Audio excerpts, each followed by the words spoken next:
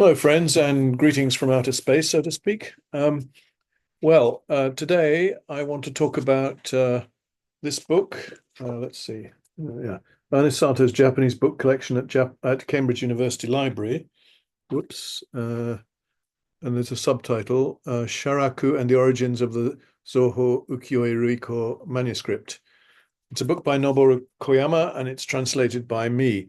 I've already done a video on this once, but I'm trying to do a better one this time, and I think it should be better. The sound quality is probably better, and you probably don't want to see all the stuff in the background apart from, things like my bookcase and what have you, but I'd rather just show this, show myself from outer space. Okay, so let's see. I want to share, first of all, let's share the Amazon page, and there you have it.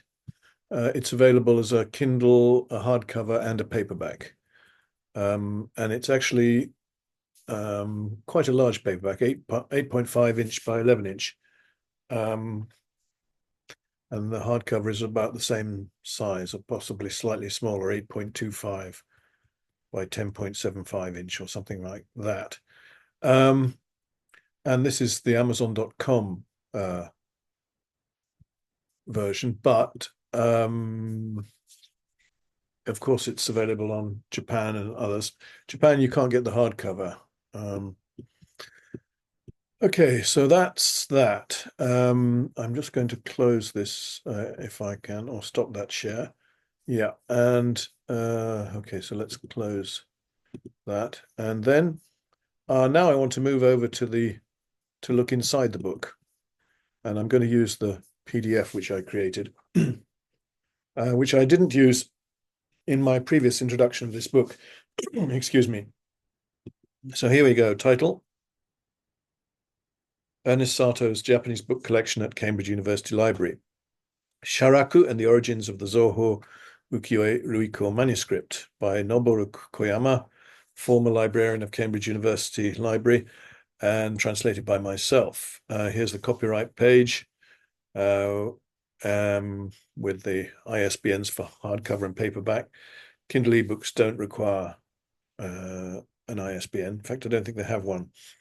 Here's a YouTube playlist. I've got several now about Ernest Sato and his various books. Okay, the contents. Illustrations, translator's acknowledgements, introduction by Professor Peter Kornicki. And then we've got a foreword. And curiously, we've got Japanese swordsmen appearing, perhaps not expected. A preface. So we've got the foreword is a Hashigaki, and the preface is a Josho. This is all actually translated from the Japanese book. Chapter 1, Ukiyo-e ruikō. Chapter 2, how Sato acquired the Zoho Ukiyo-e ruikō. If you want to take a look at the headings, just pause the video. Chapter 3, Ernest Sato, I mean the subheadings, sorry. Chapter 3, Ernest Sato builds his book collection. Chapter 4, the movements of Sato's book collection and the catalogues he made. Chapter 5, Anderson and Sato. Chapter 6, Anderson's death and Sato's Ukiyo-e collection. In fact, that chapter 6 doesn't appear to have a title, funnily enough. Then there's a postscript, Atogaki, and a bibliography, which, as you can imagine, for a librarian's book is quite extensive, and an index. So let's begin with the illustrations in the order in which they appeared in the Japanese book with additions. So many of you won't be able to read that, and if you're Japanese, you might be able to, perhaps. Cover of Zoho Ukiyo-e ruikō, reproduced by permission of Cambridge University Library, and it's in the Cambridge University Digital Library as well, which you can access from that URL. Entry about Sharaku in Zoho Ukiyo-e ruikō, reproduced by permission of the University Library. And again, you've got a reference there. This might be quite familiar to most of you, or many of you.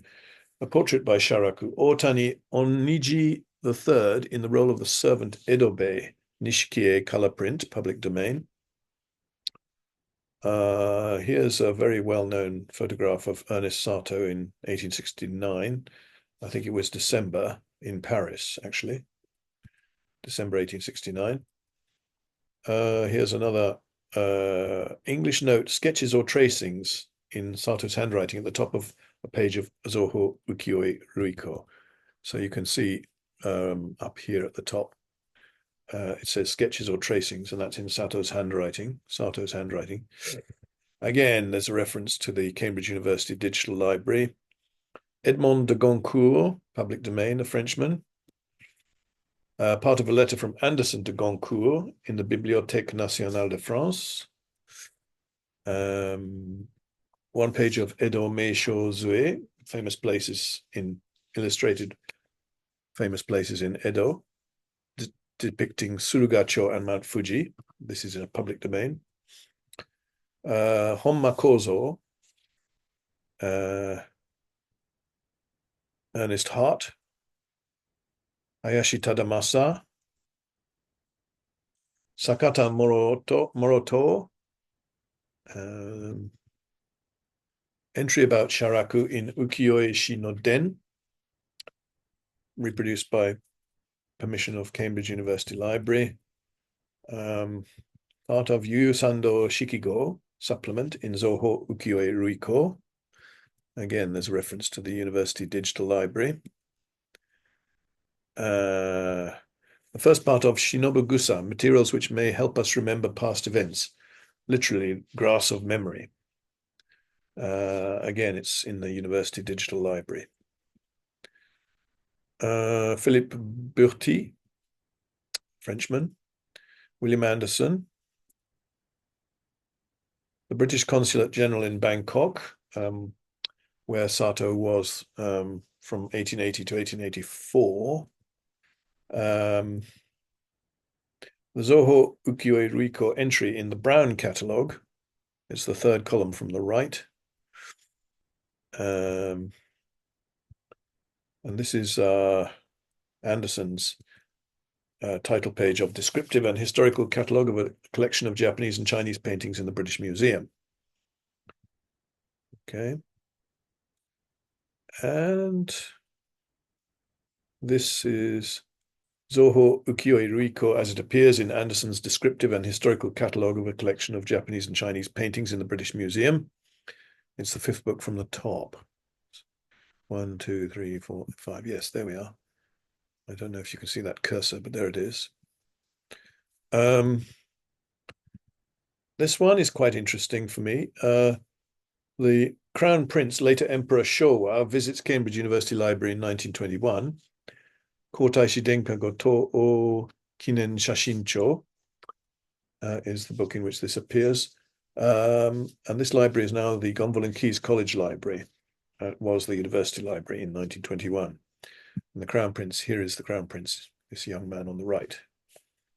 Later Emperor Showa. And then, well, this is a photograph I took of Sir Ernest Sato's grave at Ottery St Mary in Devon, England. And this is the Cambridge University Digital Library webpage for Japanese works. Okay, so you can find a lot of interesting stuff in there. All right, so let's move on to the translator's acknowledgements. That's me.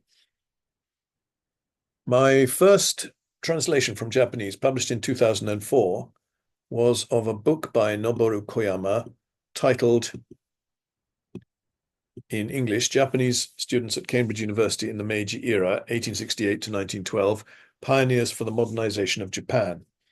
It has been a great pleasure to work on another of his books, and I must first thank him most sincerely for agreeing to this translation and for his help in its preparation, particularly in the reading of Japanese names, book titles, and the more difficult quotations in Old Japanese.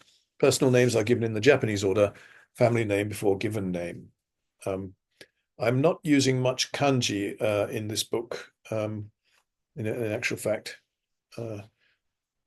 So the names I haven't translated most. I haven't put the kanji for most of the names, unlike the most recent translation I've done, which was about a history of the Bakumatsu. My sincere thanks are also due to Professor Peter Kornicki, known internationally for his scholarship on the history of the book in Japan, for his excellent introduction and many helpful comments on readability. Images credited to Cambridge University Library are reproduced by kind permission of the syndics of Cambridge University Library. The original title of this book in Japanese was ERNEST SATOW to Zosho no Ukiyo-e, Zoho Ukiyo-e ruikō no raireki wo megutte. Ernest Satow and the fate of his book collection concerning the provenance of Zoho Ukiyo-e ruikō. It was published by Bensei Shuppan, Tokyo, in November 2020. I have published this translation through Amazon Kindle Direct Publishing, Amazon KDP, and all errors are mine. Ian Ruxton, Emeritus Professor of English, Kyushu Institute of Technology. We normally call it QTech these days. 26th of October 2022. All right, so on we go to Professor Kornicki's introduction. Noboru Koyama has written many books exploring some of the byways of Anglo-Japanese relations. They include a study of the British royal family's fascination with Japanese tattoos, which reveals that King George V had himself tattooed while he was in Japan as a young man, and an examination of the earliest international marriages between Japanese and foreigners. In 2018, he published Senso to Toshokan, Eikoku Kindai Nihongo Correction no Rekishi, War and Libraries, the History of the Modern Japanese Language Collections in Britain, which draws on his long experience to tell the story of how British libraries acquired collections of modern Japanese books in the post-war years. In this book, he turns his attention to Cambridge University Library, where he worked tirelessly for many years as the Japanese librarian. Towards the end of the book, he briefly outlines the growth of the Japanese collection in the 20th century, but his focus is rather on Ernest Mason Satow, 1843 to 1929. Please note the English pronunciation is Sato, not Sato, which is the Japanese pronunciation, which causes confusion because people think he's a Japanese. It's a common family name in Japan. Okay, so rather on Ernest Mason Satow, 1843 to 1929, whose name is much better known in Japan than in Britain. Satow first reached Japan in 1862 as a student interpreter in the British Consular Service, which at the time was separate from the diplomatic service. During his 20 years in Japan, he became one of the few Europeans with proficiency both in the spoken and the written languages. He then transferred to the diplomatic service, and after service in Bangkok, Montevideo, and Morocco, he returned to Japan as minister in 1895. He was succeeded by Sir Claude MacDonald in 1900, who was the first to enjoy the title of ambassador to Japan when the status of the post was raised in 1905. Koyama's real focus is not on the collection as a whole, but rather on a small number of manuscripts dating from the end of the Edo period, 1600 to 1868, which were acquired in Japan by Satow and which ended up in Cambridge University Library in 1911. At first sight, this may seem somewhat strange. After all, it was during the Edo period that commercial publishing developed rapidly and led to the production of a vast range of woodblock printed books. However, Koyama is right to highlight the continuing importance of manuscripts in Japanese book culture. Manuscripts continued to be produced for a variety of reasons, including the avoidance of censorship, a preference for handwritten calligraphy on fine paper, and a desire to keep some forms of knowledge private. Satow was an avid book collector, and amongst his acquisitions were a number of manuscripts on Japanese art. He also bought Ukiyo-e from Hayashi Tadamasa, 1853 to 1906, the famous art dealer who was based in Paris. These purchases were at least partly connected with an unfulfilled plan Satow had for a book on Japanese art to be written jointly by him and by William Anderson, 1842 to 1900, who went out to Japan in 1873 as professor of anatomy and surgery at the new Imperial Naval Medical College and formed an important collection of Japanese art. Most of Anderson's collection ended up in the British Museum, and Satow, too, sold his collection of Ukiyo-e to the museum, including 25 prints by Sharaku and 24 by Utamaro. Sharaku is the most enigmatic of Ukiyo-e artists. He was active only for a short period, 1794 to 95, and his identity remains unknown. The most important source on Sharaku is a study of Ukiyo-e artists compiled by the antiquarian Saito Geshin, 1804 to 1878, which bears the title Zoho Ukiyo-e ruikō, and which only survives in the form of numerous manuscript copies. According to Zoho Ukiyo-e ruikō, Sharaku's real name was Saito Jirobe, and he was a no actor in the service of the Awa domain in what is now Tokushima Prefecture in Shikoku. It has not yet proved possible to confirm this, and there are many alternative theories about Sharaku's true identity. The copy of Zoho Ukiyo-e ruikō, written in 1844 in Saito Geshin's own hand, is one of the books which Sato acquired in Japan, and its importance lies in the fact that it differs from other manuscripts, which are all secondary copies. In this book, Koyama explores in meticulous detail the origins of Zoho Ukiyo-e ruikō, which was partly based on biographies of ukiyo-e artists by popular writers of the late 18th and early 19th centuries, such as Ota Nampo, Santo Kyoden, and Shikite Samba. He makes good use of Saito Geshin's diary, which has now been published, and notes that Sato acquired at least 12 more items from Geshin's collection, which are all now in Cambridge University Library. He also traces the presence of Zoho Ukiyo-e ruikō in the writings of Sato's librarian, Shirai Shimamichi, 1848 to 1880, and in the many extant catalogues of Sato's collection, now held either in Cambridge University Library or Yokohama Archives of History. In translating this book into English, Ian Ruxton has applied his own extensive knowledge of Sato's life, diaries, and letters. This translation will inevitably be of great value to collectors and scholars of ukiyo-e, who will be glad to have access to the results of Koyama's indefatigable researches in English. At the same time, it is an important addition to our knowledge of Sato as a Japanologist. Ruxton deserves our heartfelt thanks for having labored to make a difficult text accessible in English. Peter Kornicki, Emeritus Professor of Japanese, University of Cambridge, 24th of September 2022. And I must reciprocate by expressing my heartfelt thanks to Peter Kornicki for his introduction here. Yes, introduction. All right, so let's crack on to the foreword. And now this is actually the translation. So it's what Noboru Koyama wrote. Foreword, which is a Hashigaki. As an introduction, makura, to the main theme, here are some preliminary observations about swordsmen, kenkyaku, and manuscripts, shahon. The interface of life and books. The period of time which passes while people are alive is expressed by the word life. In the same way, books also proceed along an axis of time. Writing, printing, publishing, buying, collecting, becoming part of a library, and reading is the chronological order in which books move through time. Life and books are mingled together in various forms in the flow of time. In some cases, books occupy an important part of life. Collecting books and creating libraries are probably the most typical relationships between people and books.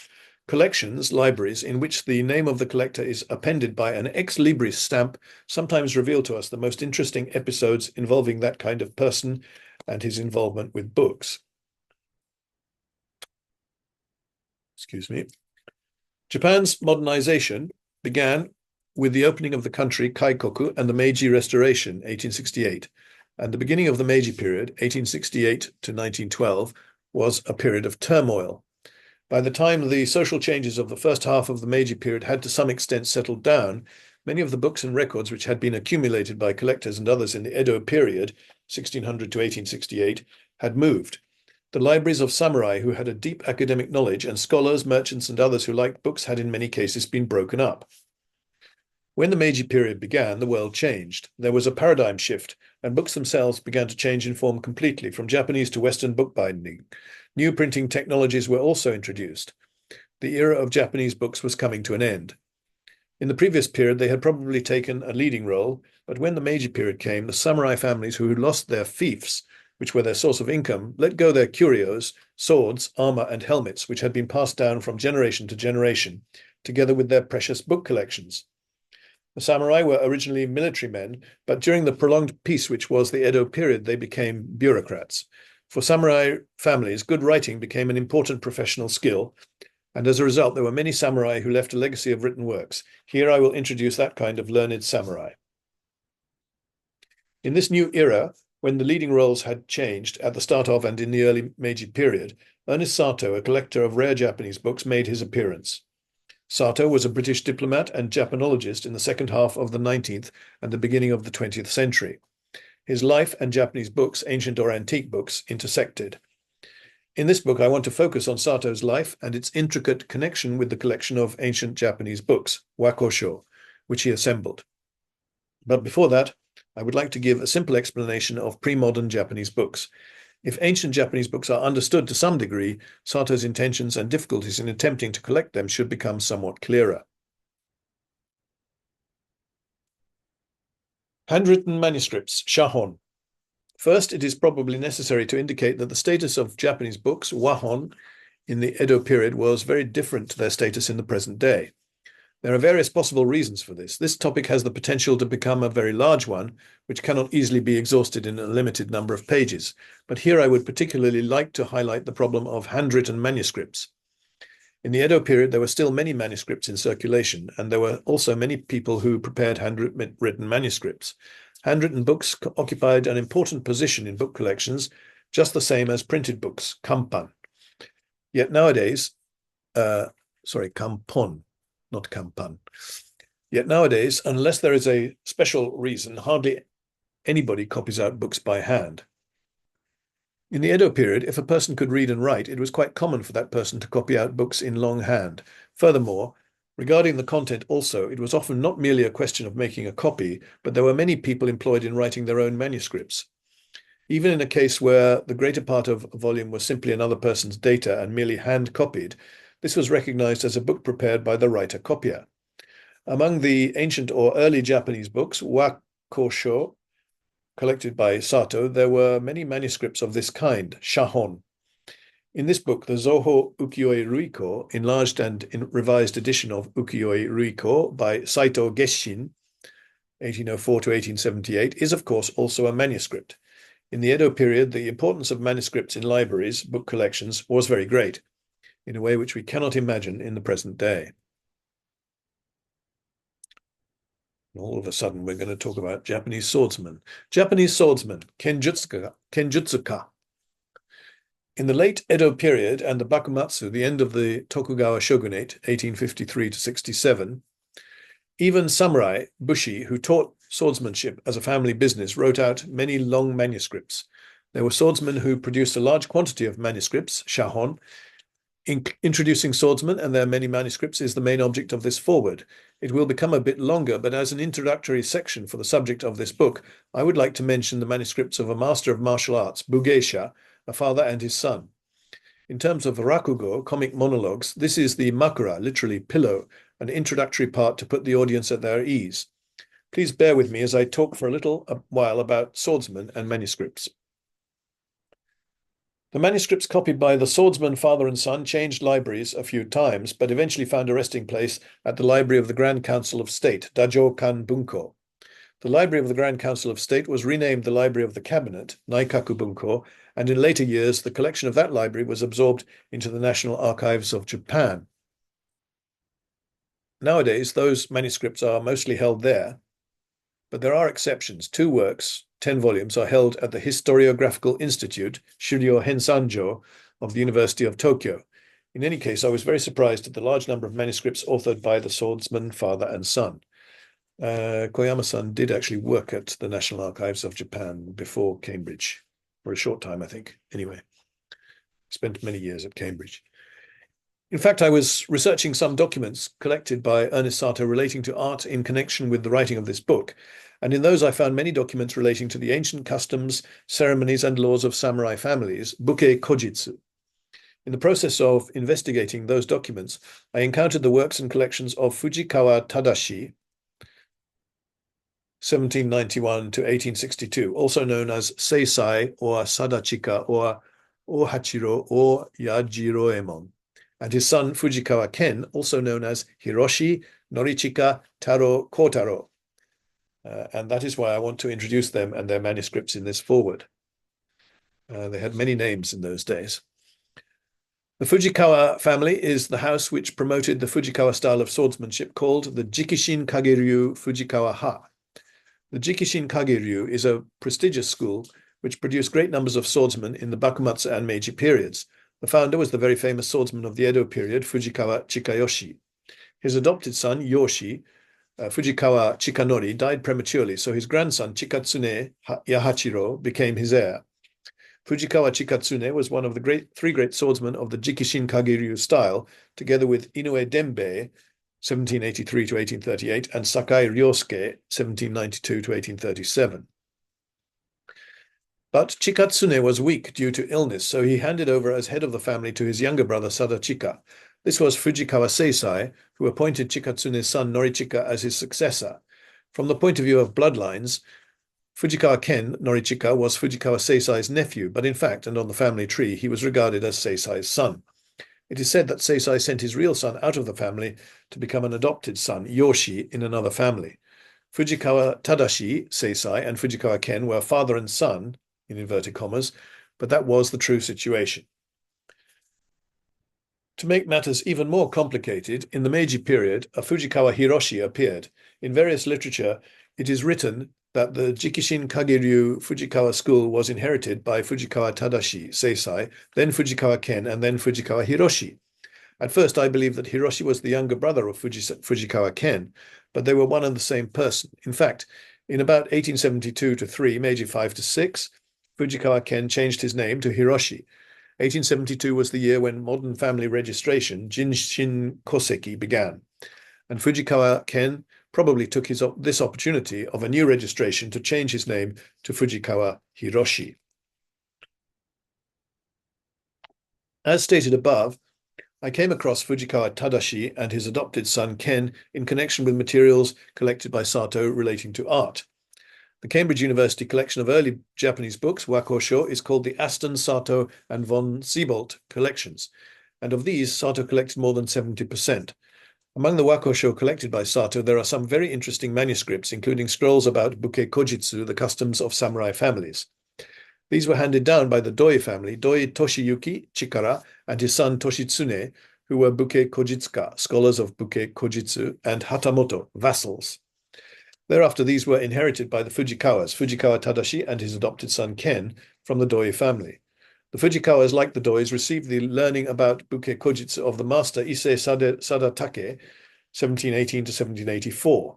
In fact, Doi Toshiyuki passed it on to his pupil Fujikawa Tadashi, and after his death they passed to Fujikawa Ken, Hiroshi, and in the early Meiji period into the hands of Sato.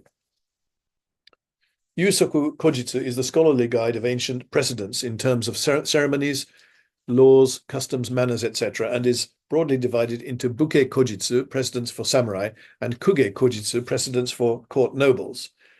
Naturally, for scholars of Yusoku Kojitsu, written documents, manuscripts, recording ancient customs and precedents were extremely important. And you've got two footnotes. Let's carry on. Among these, there were manuscripts amounting to treasured family heirlooms. It was quite natural that some of these manuscripts should have remained in the Doi family, which had studied Buke Kojitsu, and in the family of Doi Toshiyuki's pupil, Fujikawa Tadashi. Sato collected these in the early Meiji period, and at the end of the period donated them to Cambridge University Library. Sato, I should say. Sorry, I think I slightly mispronounced. Fujikawa Ken and Fujikawa Hiroshi. Fujikawa Tadashi Seisai died in 1862, Bunkyu 2, at the age of 71, or 72 by Kazoe Doshi, counting time in the womb as 1 year. It was about 6 years before the Meiji Restoration. Regarding Tadashi's heir, nephew, Fujikawa Ken, there are not many materials remaining. In the autumn of 1871, Meiji 4, at some time between August and December, he was employed at the Foreign Office, Gaimusho, in the 13th grade. In March 1872, Meiji 5, he was promoted to Gon no Shoroku, deputy, but in July or August, he left the Foreign Office for employment in the Tokyo branch office of the Kaitakushi, Hokkaido Development Commission. The circumstances of Fujikawa Ken being employed at the Tokyo branch of the Kaitakushi, which was organized by Enomoto Takeaki, 1836 to 1908, were that the latter had been taken prisoner after the Hakodate War, but he was released under an amnesty in 1872. It seems likely that Enomoto Takeaki had some influence in the employment of Fujikawa Ken. Enomoto was a childhood friend of Tanabe Taichi, 1831 to 1915, the shogunal vassal and diplomat active in the Bakumatsu and Meiji periods, and had studied Confucianism under his father Tanabe Sekian, 1781 to 1857. As will be mentioned again later, Tanabe's swordsmanship teacher was Fujikawa Ken, and it was probably by arrangements made between Enomoto and Tanabe that Fujikawa was able to work at the Kaitakushi. The name Fujikawa Hiroshi is written in the Register of Employees for January Meiji 6, revised pocket-sized version. His rank was that of a minor official.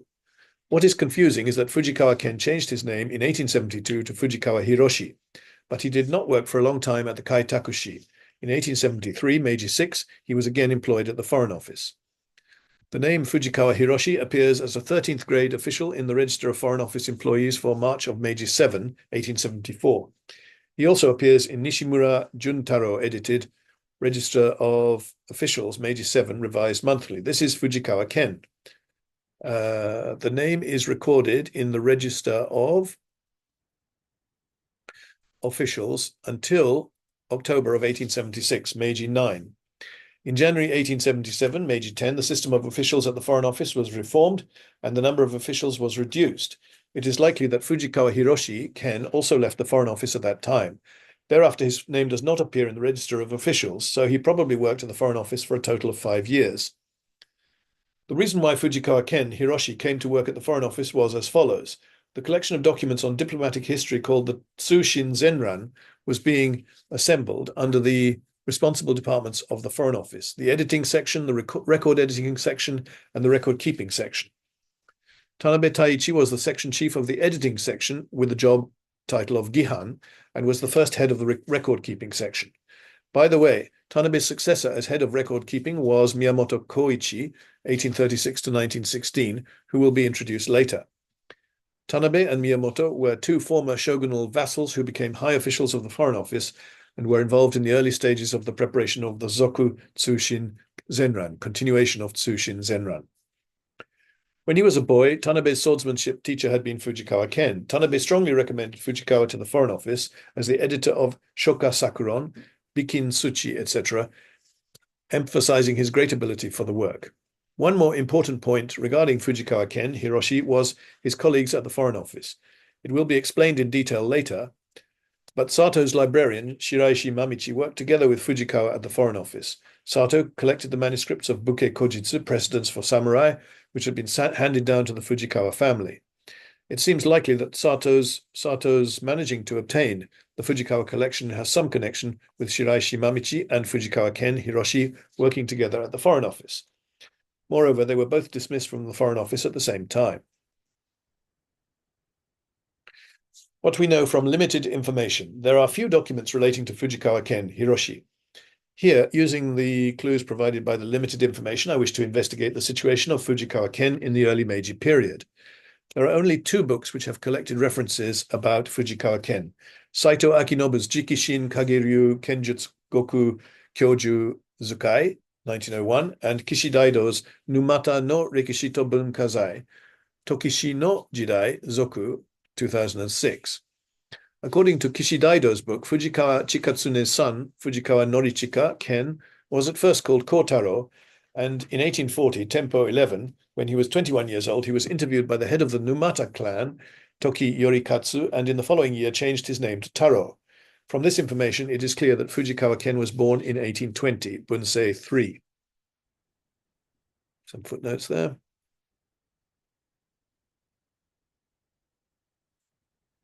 The author of the former book, Saito Akinobu, was a swordsman of the Jikishin Kageryu school. His teacher was Fujikawa Seisai Tadashi. There is also a theory that it was Fujikawa Ken. Saito writes the following about the last years of Fujikawa Ken. Although Fujikawa Taro, Fujikawa Ken, had closed his business, dojo, in Meiji 6, 1873, but actually in Meiji 9, 1876, because of the edict banning the wearing of swords, Haito Fukoku, he obtained his swordsmanship dojo again in about Meiji 16, 1883, in Kanda Awajicho, on the advice of people surrounding him. Gradually, former pupils who had heard of it came to join his dojo from all directions. Some joined his dojo themselves, and others encouraged their children to join. His former leading pupils were pleased to help Fujikawa Ken, but unfortunately he died of illness at the age of 64 in the following year, Meiji 17, 1884. And this word dojo is still used in modern Japanese. For example, there can be a dojo for table tennis. So it's a kind of training school. From what Saito has written here, we know that Fujikawa Ken reopened his swordsmanship training school, Kenjutsu no Dojo, in the early years of the Meiji period, 1868 to 1912, after he left the Japanese Foreign Office. Saito also states that Fujikawa Ken died at the age of 64 in 1884, Meiji 17.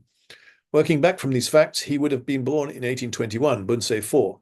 It is almost the same information as the information in Kishidaido's book. So Fujikawa Ken was either born in 1820 or 1821, Bunsei 3 or 4. Furthermore, according to my brief investigations, there are few newspaper articles about Fujikawa Ken Hiroshi. There were only 2 articles in the Yomiuri newspaper. The first was in the Yomiuri Shimbun of 8th of September 1883, Meiji 16, as follows. Fujikawa Hiroshi Ken, who is the legitimate successor of the Jikishin Kage-ryu, residing in Honjo Ishiharacho in Tokyo, is planning to display the exquisite skill of the Jikishin Kage-ryu and allow everybody to see it at Uinenji Temple in Shitaya Minami Inaricho from 10 o'clock in the morning on the forthcoming 16th of September.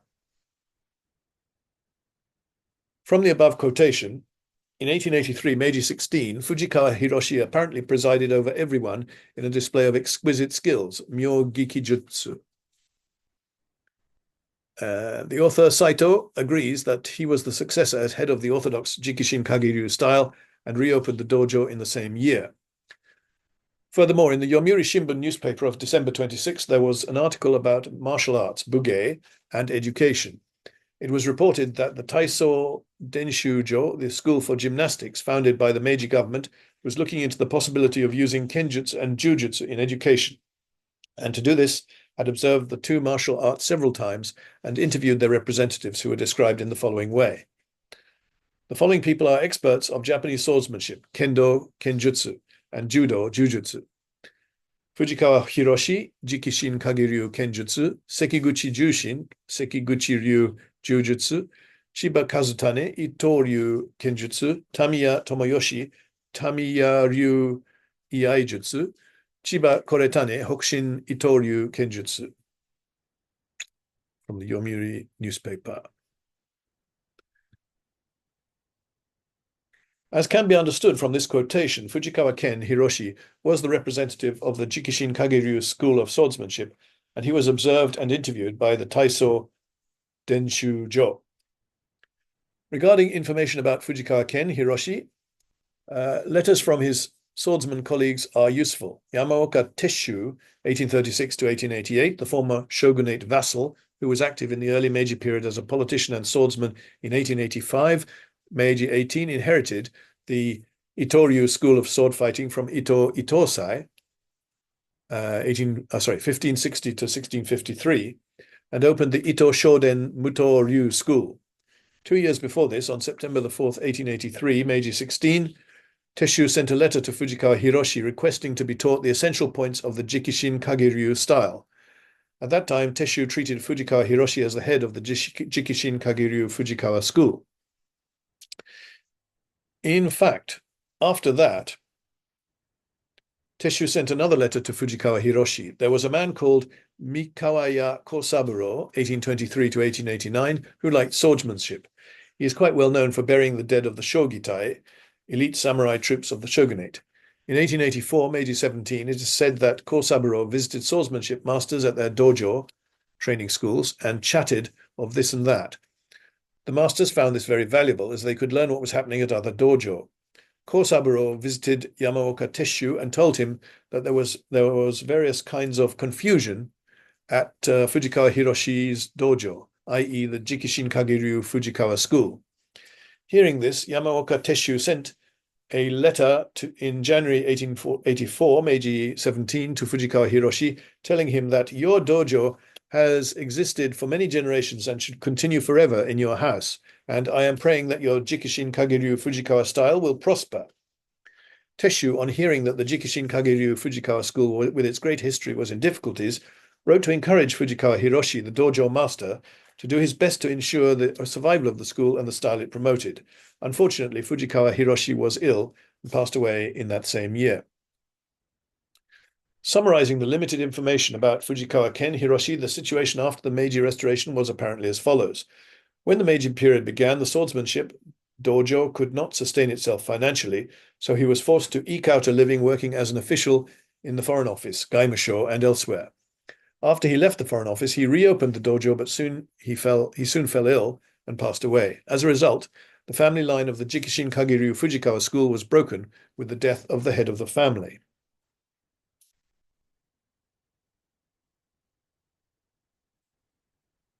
Complementary copies of books, Kempon.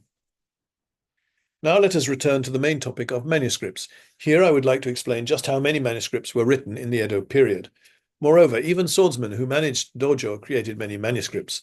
As a method of investigating this matter, I want to discuss the problem of the Fujikawa family's complementary copies of books. After the Meiji Restoration, books, etc., were donated to the new government. These were kept at the Dajokan Grand Council of State. In 1873, Meiji VI, a fire broke out at the Imperial Palace, and the building containing the Dajokan burnt to the ground.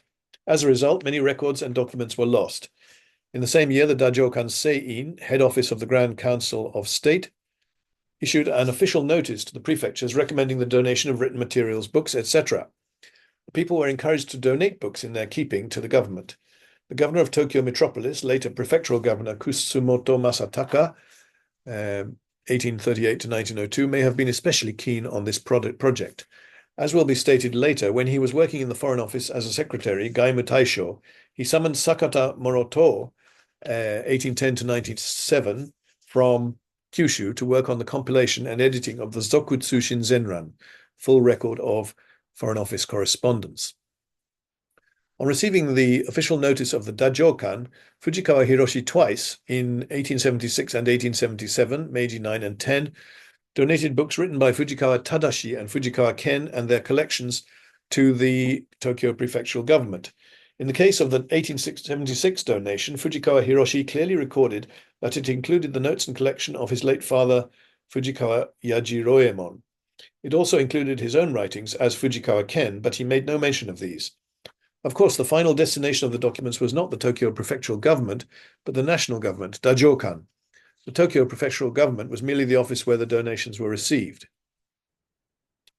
In respect of the donations from Fujikawa Hiroshi, money in the form of an imperial gift was paid. In the case of the 1876 Meiji 9 donation, for 127 donated volumes, in fact it was 128, 13 yen was granted. 13 yen in today's monetary values amounts to 70,000 yen, so it was not a particularly large amount. In the case of the 1877 Meiji 10 donation for 78 donated volumes, in fact 120 volumes, a reward was paid in the form of an imperial gift, but the amount is unclear. It is probable that at the time, the new Meiji government did not have much money to spare for acknowledgement of donations and donated books. In fact, the clue which enabled me to realize that Fujikawa Ken and Fujikawa Hiroshi were one and the same person was contained in Fujikawa Hiroshi's request to donate a collection. In the holdings of the National Archives of Japan, Kokuritsu Kobun Shokan, there is a file entitled Tokyo Fu Shizoku Fujikawa Ken no Negai de ni Tsuki Ukagai, concerning the request to donate from Fujikawa Ken, samurai of Tokyo Prefecture, and therein is the Zosho Ken no Negai, request to donate a collection written in Fujikawa Ken's own hand. In that document, together with the name Fujikawa Hiroshi, there is a seal, Fuji Ken. That is how it became clear to me that Fujikawa Hiroshi's former name was Fujikawa Ken. His name at the time was Fujikawa Hiroshi, but the seal was in his former name, Fujikawa Ken. Furthermore, I compared the request to donate in Fujikawa Hiroshi's handwriting and the handwriting of Fujikawa Ken in the documents written by him. They were very similar, so this was the point at which I realized that they were the same person. It is probably from the time before Fujikawa Hiroshi made his donation to the Tokyo prefectural government, but Fujikawa Ken Hiroshi also contributed books in his own hand to his place of employment, the Foreign Office. The reason we know this is that the works written by Fujikawa Ken and held in the National Archives of Japan, Cabinet Office Library, are recorded as having, there's 2 footnotes there, having come there via the Foreign Office and also from the ex libris seal of Fujikawa Ken, Kogyo no Yoryokusei Shin Shoshu, attached to the books in the collection. The following is a list of the books donated by Fujikawa Hiroshi Ken. A. List of donations by Fujikawa Hiroshi to the Tokyo Prefectural Government, July 27th of Meiji 9, 1876, and from the Tokyo Prefectural Government to the Historiographical Office of the Grand Council of State, Dajokan. We've got 10 donations. I think I will, I'll read the whole thing. 1. Fujikawa Tadashi, Bunsei Zakki, Miscellaneous Notes on the Bunsei Era, 1818 to 30, 4 volumes. 2. Fujikawa Tadashi, Tempo Zakki, Miscellaneous Notes on the Tempo Era, 1830 to 44, 56 volumes. 3. Fujikawa Seisai, Izushi Kibun, Strange Stories of the Izushi Clan, 6 volumes. 4. Fujikawa Tadashi, edited Oshi Kokuon Hen, Records of Famines and Farmers' Riots, 8 volumes. 5. Fujikawa Tadashi, edited Enzoku Soranki, Records of the Rebellion of Oshio Heihachiro, 5 volumes. 6. Fujikawa Tadashi, edited Korka Zakki, Miscellaneous Notes on the Korka Era, 1844 to 48, 13 volumes. 7. Fujikawa Seisai, Kaie Zakki, Miscellaneous Notes on the Kaie Era, 1848 to 54, 10 volumes. 8. Fujikawa Seisai, edited Ansei Zakki, Miscellaneous Notes on the Ansei Era. Oh, it says noted, but it should be notes. On the Ansei Era, 1854 to 60, 16 volumes. 9. Takeo Zenchiku, 1782 to 1839, Bakufu Soinden, Records of Tokugawa Family's Prosperity, 7 volumes. 10. Takeo Zenchiku, Bakufu Rijoden, Records of the Tokugawa Family's Widows, 3 volumes. Total 10 collections of manuscripts or books, 128 volumes. The above 10 collections of 128 volumes were all manuscripts transcribed by Fujikawa Tadashi Seisai. Of the 10 collections, the last 2 are held at the Historiographical Institute, Shiryo Hensanjo, of the University of Tokyo, and they are not part of the National Archives of Japan, Cabinet Office Library Naikaku Bunko. When the Shushikan was abolished, its work was transferred to Tokyo University's Historiographical Institute, and those 2 collections were probably also transferred. Both collections bear the seal Fujikawa Collection on them. Furthermore, the author of both collections is Takeo Sugiharu Zenchiku, but these are manuscripts transcribed by Fujikawa Tadashi. They are not manuscripts written by Takeo Sugiharu. As for the remaining 8 collections, these are all most probably works by Fujikawa Tadashi in his own hand. However, as regards the Kaie Zakki, on the cover, the title Fujikawa Hiroshi Zakki is written. As already mentioned above, the name Fujikawa Hiroshi was used from 1872, Meiji 5, onwards. From this, we know that this title was assigned after that date. Also, in Tokyo Shishiko, a history of Tokyo City, the document is named Fujikawa Hiroshi Zakki, and it is possible that instead of Kaie Zakki, the book was called Fujikawa Hiroshi Zakki. It is moreover possible that Fujikawa Ken Hiroshi may have assisted with the transcription. With regard to the Tempo Zakki, Koka Zakki, and Kaie Zakki, these are also held at Yale University in America. These were probably collected by the academic and librarian Asakawa Kaniichi, 1873 to 1948. He may have transcribed copies from the manuscripts held in the National Archives, Cabinet Office Library. It's raining quite hard outside. I hope that's not going to get in the way of the audio.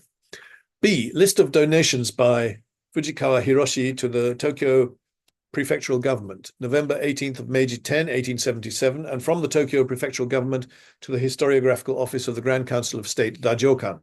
1. Narushima Motonao, proofread, Kaisei Mikawa Gofudoki, Revised Gazetteer of the Mikawa Area, 42 volumes. 2. Narushima Motonao, proofread, Kaisei Mikawa Gofudoki, Revised Gazetteer of Mikawa Area, 22 volumes. 3. Arai Hakuseki, Shinrei Kukai, New Annotations of Ordinances, including Bunbyo Goseijo Narabi ni Onuta, Bunbyo Goigon, Bunbyo Gokume, Bunbyo Goire, Bunbyo Goden-ryaku, 1 volume. 4. Shionoya Toin, Heite Kyo-kai-roku, Records of Lessons, 1 volume. 5. Kono Tsushin, ruikō Shikan, Directors of Samurai, 2 volumes. Directories of Samurai, sorry. 6. Fujikawa Ken, edited, Kenka Ruihen, 1 volume. 7. Oranda Hongokusen Torai Tenmatsuki, Visits of Dutch Ships, 1 volume. 8. Oranda Kinginzu, Illustrations of Dutch Gold and Silver Coins, 1 volume. 9. Naganuma Tansai Sensei Denki, Biography of Naganuma Tansai, including Minagawa Ninsai Sensei Jiseki, Achievements of Minagawa Ninsai, 1 volume. 10. Fujikawa Seisai Zuihitsu, Essays by Seisai, 15 volumes.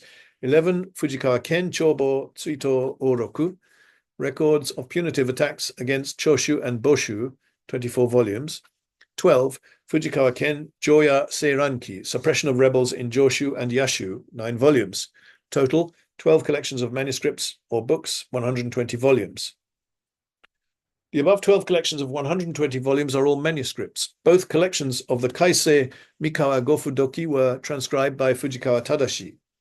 In this list, 1 through 5, 8 and 10 are manuscripts transcribed by Fujikawa Tadashi. Number 10, Seisai Zuihitsu, was a manuscript penned by Fujikawa Seisai. These 7 collections amount to a total of 84 volumes. The remaining 5 collections, 36 volumes, are manuscripts transcribed by Fujikawa Ken. Of these 5, 3 were authored by Fujikawa Ken: Kenka Ruihen, Chobo Tsuitoroku, and Joya Seiranki. C.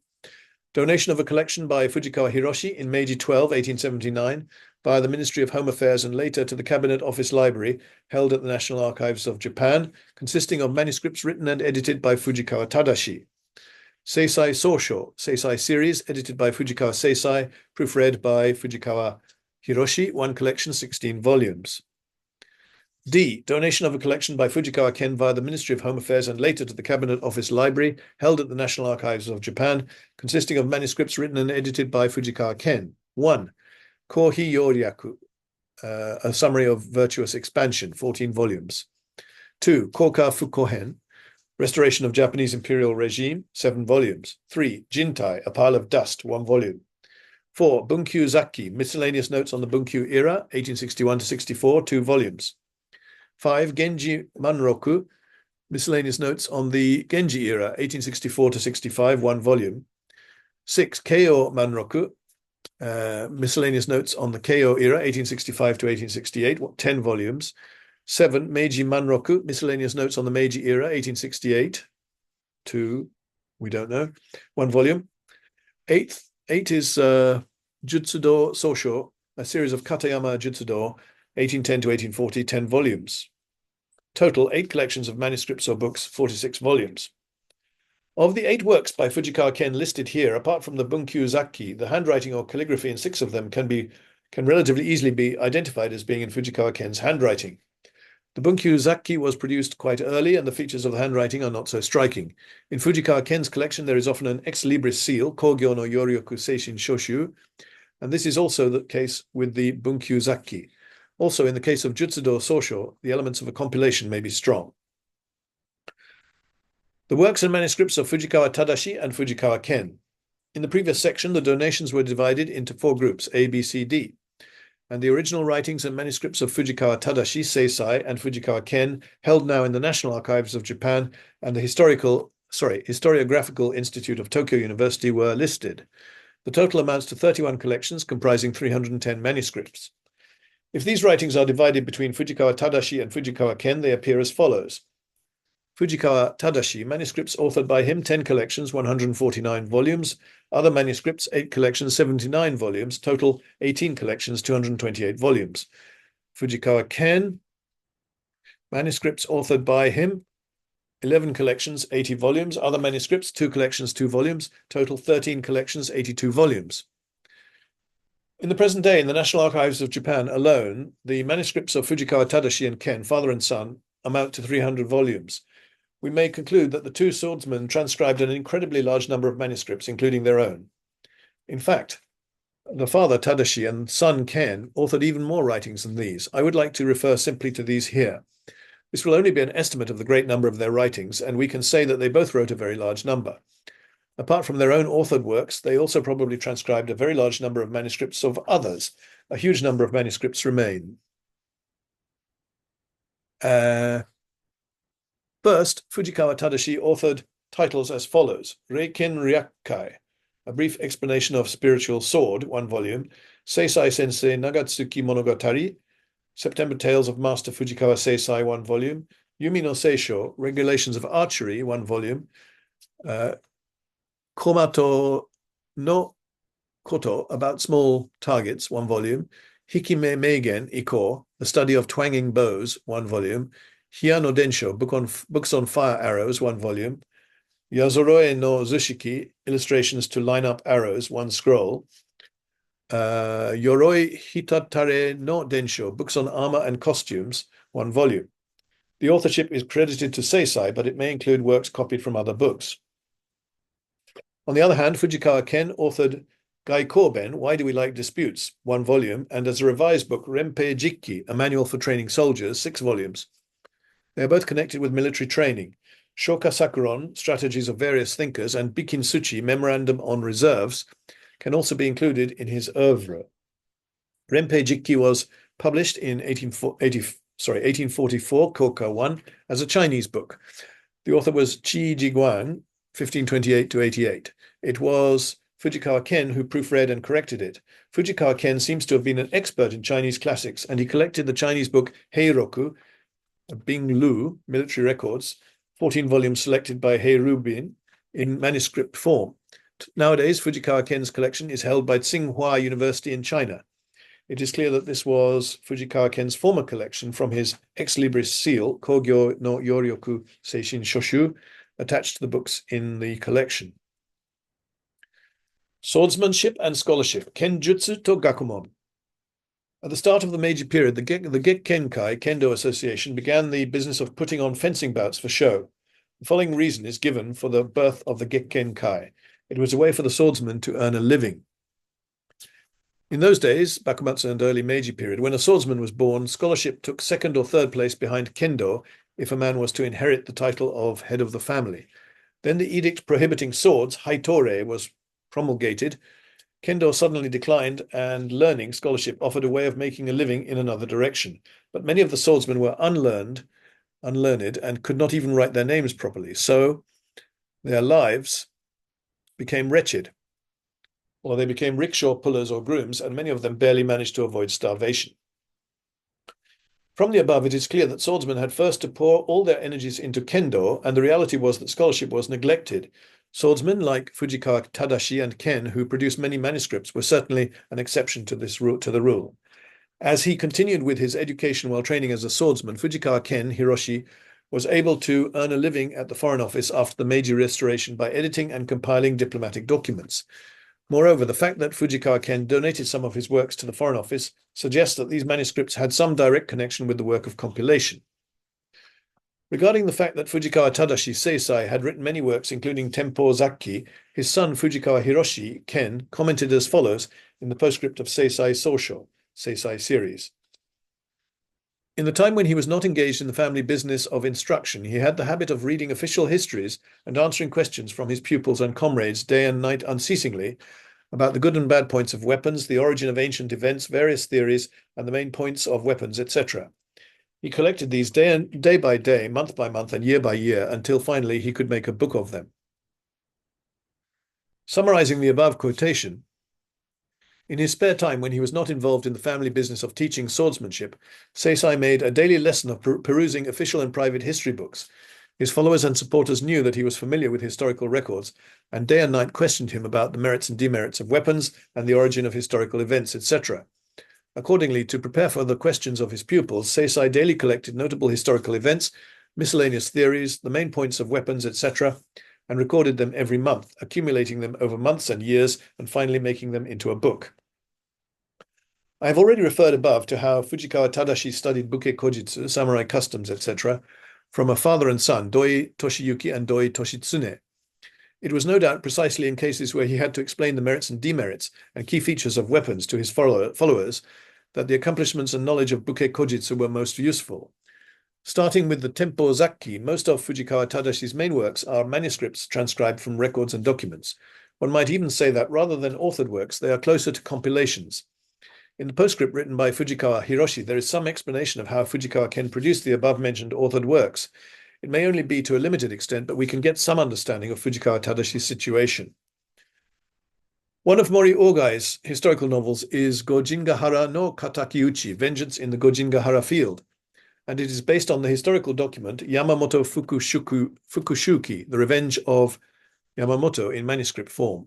The document which Ogai used, Yamamoto Fukushuki, is now preserved in Tokyo University Library's Ogai Papers. In fact, there is also a historical record document about Gojingahara no Katakiuchi in Fujikawa Tadashi's Tempo Zaki. All of the 5th volume of Tempo Zaki is taken up by Sakai Uta no Kami Kerai Yamamoto Uhe Musume Ryo Narabi ni Yamamoto Kuroemon Oya no Katakiuchi Ikken. The case of Yamamoto Sanwemon's vengeance by Yamamoto Uhe, a retainer of Sakai Uta no Kami, his sister Ryo, and his uncle Yamamoto Kuroemon. Sakai Uta no Kami's retainer, Kerai, Yamamoto Sanwemon, was killed by Kamezo, a servant of Sanwemon. It is a tale of Yamamoto Sanwemon's revenge carried out by his son Uhe, his daughter Ryo, and younger brother Yamamoto Kuroemon. In the first part of the 5th volume of Tempo Zaki, there is an essay about the origin, the yurai, of that revenge. Ogata Tsutomu, 1920 to 2009, compared the origin written in the Tempo Zaki and Yamamoto Fukushuki and stated that they were related as follows. Regarding the origin, a yurai in Tempo Zaki, is not as detailed as the Fukushuki in Yamamoto Fukushuki, but the essentials are the same, especially in respect to explaining the start of the incident, and in parts they are even identical, which hints at a close connection between them. As can be understood from the above quotation, both books are very similar in their accounts. Probably the person who obtained the yurai developed it somewhat and then wrote it in the Yamamoto Fukushuki. The yurai was probably written first. In fact, in the yurai of Tempo Zaki, a preface is included, which contains very interesting information. In the preface, the names Hirotaka, Yashiro Hirotaka, 1758 to 1841, and Fujiwara Tadashi, Fujikawa Tadashi, appear. From this preface, it becomes clear how yurai was created. First, the act of vengeance was carried out on August the 7th, 1835, July 13th of Tempo 6 by Japanese calendar, in Gojingahara in Edo. Then the yurai was created in the middle of July in Tempo 6, directly after the act was performed. In the next month, August 10th, Yashiro Hirotaka borrowed the book Yurai donated by Yamamoto Kuroemon, transcribed it, and included it in his unrecognized library. Yamamoto Kuroemon was one of the people involved in the revenge. Yurai was probably written by people involved in the incident. On the next day at Yashiro Hirotaka's meeting place, Fujikawa Tadashi then borrowed it secretly and made a copy of it. This copy of Yurai was made not even a month after the incident had occurred. As we know from the preface of Yurai, Fujikawa Tadashi, through the intermediary of Yashiro Hirotaka and other acquaintances, acquired the records, historical documents, and other information and copied them, leaving them to posterity as his own manuscript, authored work. Yashiro Hirotaka was an official of the shogunate, a gokenin, a lower-ranking vassal, and Yuhitsu, a private secretary, and a book collector and well known as a scholar of Kokugaku, ancient Japanese literature and culture, and Buke Kojitsu. It is said that Hirotaka's unofficial library amounted to 50,000 volumes. Hirotaka had much intercourse with intellectuals of the time and was a central figure of Edo cultural circles in the early 19th century. One member of these cultural circles was Fujikawa Tadashi. Through his acquaintance with cultural circles, which included Yashiro Hirotaka, Fujikawa Tadashi was probably able to gain access to records and historical documents of the shogunate. Fujikawa Tadashi also wrote about the Oshio Heihachiro incident, Enzoku Soranki. This included historical documents relating to the shogunate. He was able to acquire precious records like Enzoku Soranki from people he knew in his cultural circles and transcribe them as his works. Now let us return to the topic of the methods which Fujikawa Tadashi used to instruct his pupils about swordsmanship, kenjutsu. Seisai Tadashi closely investigated the books, etc., which had been handed down to the Fujikawa family, and it is said he initiated followers with the hojo, first principles, i.e. the important and elementary form of the Jikishin Keiryu style, various forms of methods, spirit, etc. Regarding that point, Saito Akinobu in his book already mentioned refers to it in this way. In the place of this teacher, he, Fujikawa Tadashi, carefully checked any unclear points in the books handed down by the founder of this style and deeply studied the first principles in various forms, spirit, etc., and applied these to fencing bouts, assembled the pupils and explained them, and taught the advantages and disadvantages of using them in the field of battle. From what Saito Akinobu has written here, it is clear that Fujikawa Tadashi made use of documents, records, and books in his teaching of swordsmanship, kenjutsu. Using books and other literature, he was able to give his pupils a thorough grounding in the skills required for swordsmanship. While Fujikawa Tadashi continued the business of teaching, he was able to study further in the field and continued to write and transcribe. Using the literature freely, his sincere teaching of his followers was born of an excellent attitude. Saito Akinobu, who was one of his followers, also states that his eyes were extraordinary. It is said that there were golden rings round the pupils of the eyes of Fujikawa Seisai. The same as his teaching of swordsmanship, his eyesight was out of the ordinary, but it is unclear to what extent this helped with his swordsmanship. Just like Seisai, his heir Fujikawa Ken deepened his scholarship while continuing to be an instructor of kenjutsu and wrote many books as his legacy. He not only continued his father's work, but also passionately studied the Ogino style of gunnery, hojutsu, and acquitted a license in that study. Acquired, I think that should be. It is said that he also became a gunnery instructor. Shimizu Masanori Sekijo, 1766 to 1848, was a military tactician and Confucianist who studied at the Naganuma Military Academy founded by Naganuma Tansai, 1635 to 1690. When Fujikawa Ken published Renpei Jikki, Military Drill Manual, a Chinese book in Kanbun, which was proofread by Fujikawa Ken, Shimizu Masanori contributed a Jo preface to the book. In Shimizu's preface, he praised Fujikawa Ken highly. Fujikawa Ken was not just a man of talent and in swordsmanship, but also in military tactics. He may have been aware that gunnery was a method of military tactics. That is the reason why he learned both. Some footnotes there. As already mentioned, Fujikawa Ken's ex libris seal was Kogyo no Yoryoku Seishin's Shoshu. I may not be fully understanding the seal, but I feel I can at least offer an interpretation of Kogyo no Yoryoku. Kogyo does not merely refer to instruction in swordsmanship, but probably includes the teaching of gunnery and military tactics. In the seal as applied to Fujikawa Ken's book collection, Kogyo no Yoryoku, literally spare capacity after teaching swordsmanship, also probably refers to his leisure activities, books and transcriptions. For Fujikawa Ken, written works may have symbolized a separate world to his main business. But whatever is the case, as can be seen from Kagaku Kyogyo no Yoka, in spare time left over from family business and teaching, Fujikawa Tadashi, and Kogyo no Yoryoku, Fujikawa Ken, neither father nor son lacked for effort outside their main business. It can be said that both men left excellent legacies of achievement apart from in the field of swordsmanship.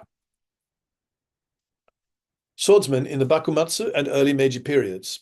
In the previous section, Gojingahara no Katakiuchi was mentioned, which became well known in Mori Ogai's novel of that title.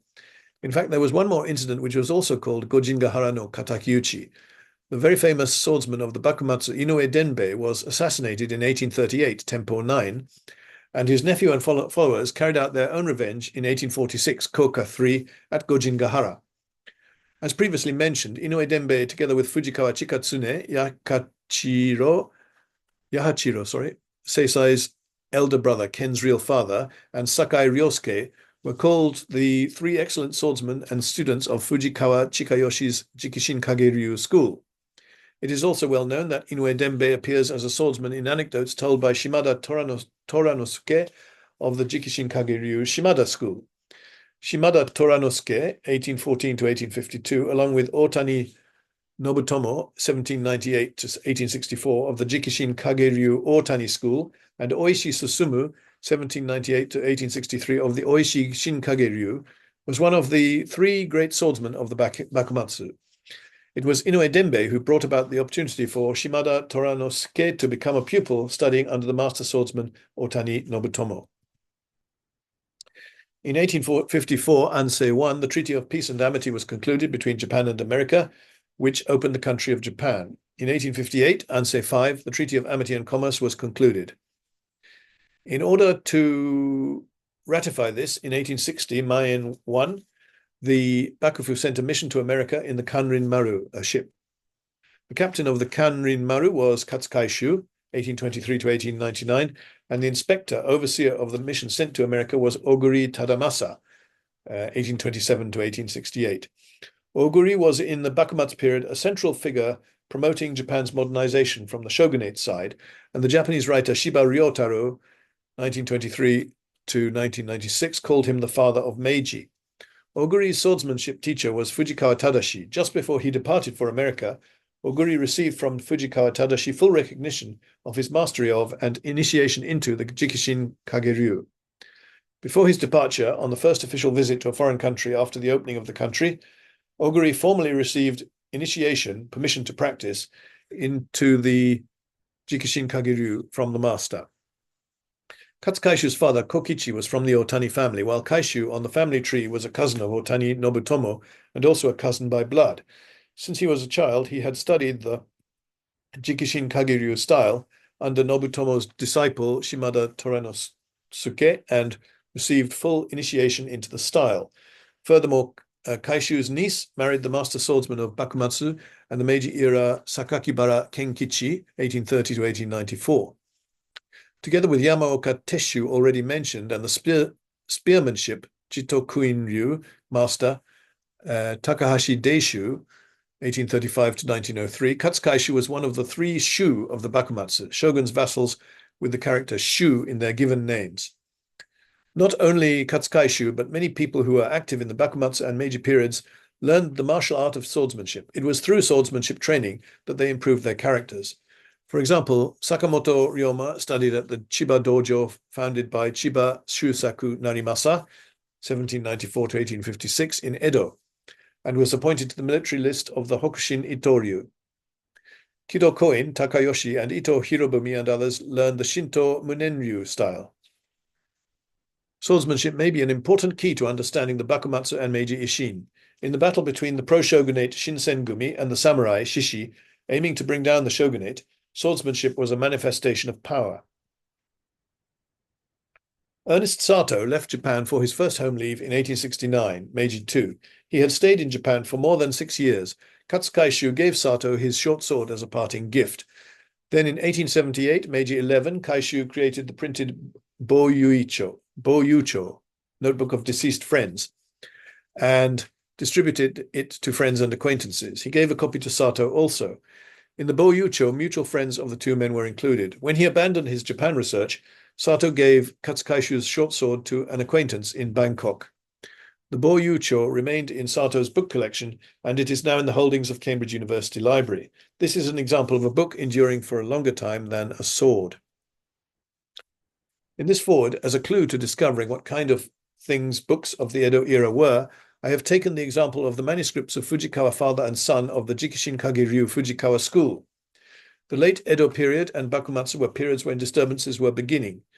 In these periods, swordsmen wrote many manuscripts. Fujikawa Tadashi and Ken of the Jikishin Kageryu have left a legacy of many manuscripts in their own handwriting.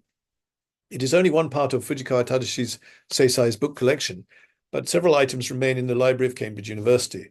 I wanted to make this historical fact widely known at the start of this book. I have indicated that there were many manuscripts in the book collections of the Edo period, but manuscripts themselves include various troublesome problems not found in woodblock printed books. We can get a glimpse of these through the manuscript dealt with in this book, Zoho Ukiyo-e ruikō by Saito Geshin. And there are footnotes below. Hagiwara Nobutoshi, Kikkoku Toi Gaki number 8, ERNEST SATO'S Show. And again, same author, Rin Ichi Toigake 14, ERNEST Sato Nikki Show. See Sato's entry for 1885, January the 6th. This is his diary entry. January the 16th, Kun-an dined, gave him the wakizashi, Japanese short sword, I had mounted in 1871. The blade was a present from Katsuawa no Kami. This is from my edition of the diaries of Sir Ernest Mason Sato, 1883 to 1888, a diplomat in Siam, Japan, Britain, and elsewhere. Lulu Press, 2016, page 146. And that is the end of the foreword. I think it is the foreword. Yes, Hashigaki. Okay, so we've just been through this part here. And I think that's a good moment to stop, because I think I've been reading for quite a long time. So I will stop the share. Thank you very much if you have persisted up to this point, and I'll see you again soon. Goodbye.